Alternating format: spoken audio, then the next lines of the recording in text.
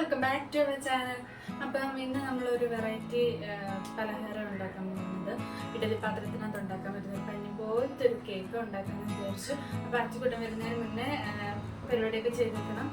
അപ്പോൾ നമുക്ക് വീഡിയോയിലോട്ട് പോകാം. വളരെ കുറച്ച് സമയം കൊണ്ട് വേഗം ചെയ്തെടുക്കാൻ പറ്റുന്ന ഒരു റെസിപ്പിയായത്. അപ്പോൾ ആദ്യം നമുക്ക് മിക്സിയുടെ ജാറിലോട്ട് ഒരു മുട്ട പൊട്ടിച്ചൊഴിക്കാം. അത് കഴിഞ്ഞിട്ട് ഒരു 6 ടേബിൾ സ്പൂൺ ഷുഗർ എടുത്തിട്ടുണ്ട്, അതും കൂടെ നമുക്ക് ഇതിനകത്തിട്ട് ഇട്ട് കൊടുക്കാം. അത് കഴിഞ്ഞ് നമുക്കൊരു 4 ടേബിൾ സ്പൂൺ പാൽ ഒഴിച്ച് കൊടുക്കുന്നുണ്ട്. അത് കാച്ചിയതൊന്നുമല്ല, വെറും റോ മിൽക്ക്. പിന്നെ നമ്മളൊരു 3 ടേബിൾ സ്പൂൺ സൺഫ്ലവർ ഓയിലും കൂടെ ഒഴിച്ച് കൊടുക്കുന്നുണ്ട്.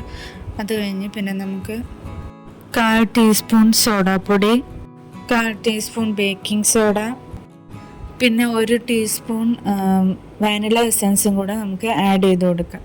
അപ്പോൾ ഇതെല്ലാം കൂടെ നമുക്ക് നല്ലോണം ഒന്ന് അടിച്ചെടുക്കാം. അപ്പോൾ എല്ലാം കൂടെ നമ്മൾ അടിച്ചെടുത്തിട്ടുണ്ട്. ഒരു ലൂസ് കൺസിസ്റ്റൻസി ആയിരിക്കും ഇതിന്.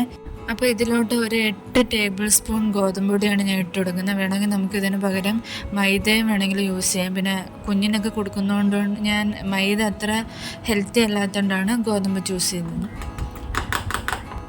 ഇനി നമുക്കിത് നല്ലോണം മിക്സ് ചെയ്യണം. ഗോതമ്പ് ആയതുകൊണ്ട് പെട്ടെന്ന് കട്ടിയാവും. അതുകൊണ്ട് നല്ലോണം മിക്സ് ചെയ്തിട്ട് പാല് കുറവാണെന്ന് തോന്നിയാൽ കുറച്ച് പാലൂടെ നമുക്ക് ആഡ് ചെയ്ത് കൊടുക്കാം.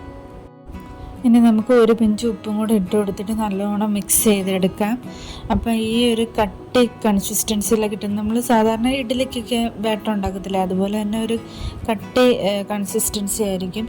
ഇനി ഇതിന് നമ്മൾക്കൊരു 4 ടേബിൾ സ്പൂൺ ബാറ്റർ മാറ്റി വെച്ചിട്ട് നമുക്ക് 3 ടേബിൾ സ്പൂൺ കൊക്കോ പൗഡറും കൂടെ നമുക്ക് ആഡ് ചെയ്ത് കൊടുക്കാം. അത് കഴിഞ്ഞ് 2 ടേബിൾ സ്പൂൺ മിൽക്ക് കൂടെ ആഡ് ചെയ്ത് എല്ലാം കൂടെ നല്ലോണം മിക്സ് ചെയ്യണം.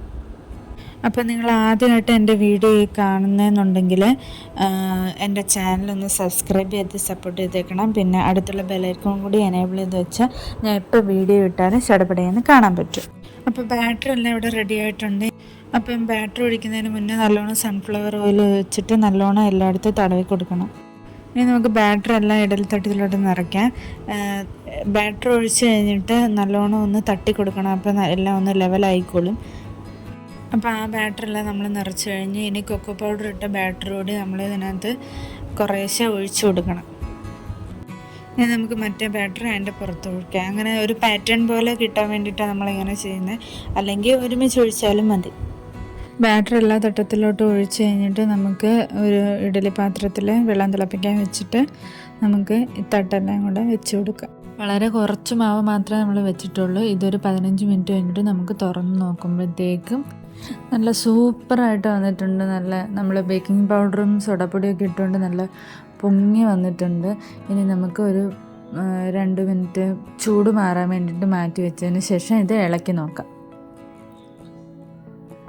അപ്പോൾ ആദ്യം നമ്മൾ ചോക്ലേറ്റിൻ്റെ പൊളിച്ച് നോക്കുന്നത് നല്ല സോഫ്റ്റായിട്ടുള്ള കേക്ക് നമുക്ക് കിട്ടിയിട്ടുണ്ട്. എല്ലാവരും ഇത് വീട്ടിൽ ട്രൈ ചെയ്ത് നോക്കണം. ഇന്നത്തെ വീഡിയോ എല്ലാവർക്കും ഇഷ്ടപ്പെട്ടെന്ന് വിചാരിക്കുന്നു. അടുത്തൊരു വീഡിയോ ആയിട്ട് കാണുന്നത് വരയ്ക്കും ടാറ്റാ ബൈ ബൈ.